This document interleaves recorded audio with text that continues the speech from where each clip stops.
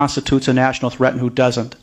And we take a look at what that doctrine is, and we assess the relevant combat power capable of being projected from the institutional understanding, which is the doctrinal understanding, which these people have behind them from Al-Azhar, and we have the moderates who do not have a basis. And so when we take a look at how we're going to orient on the enemy, we are not orienting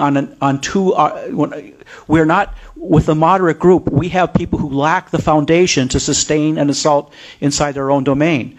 I mean, I put my life at the risk of a lot of Muslims just very recently, meeting with a lot of the Sisi's people. Okay, or people who are close to him, I should say.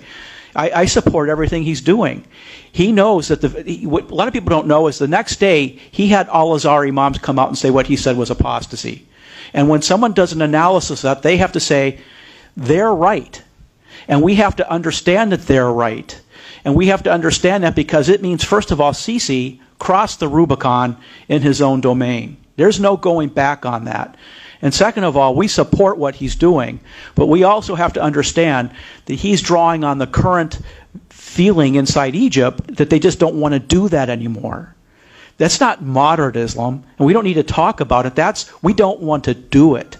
And I'm all for that, so I think it's not good to use the words like moderate, because you actually crouch those people out. You brand them moderate, that's what makes them get tagged by the Al-Azhar imams. Just let that argument go.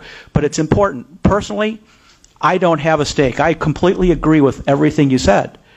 But I also think from the combat power analysis point of view, when we look at what Zudi says along with what the Imam of Al-Azhar says in any century, and we say, wow, it's like that. We can't pretend that that doesn't make a difference.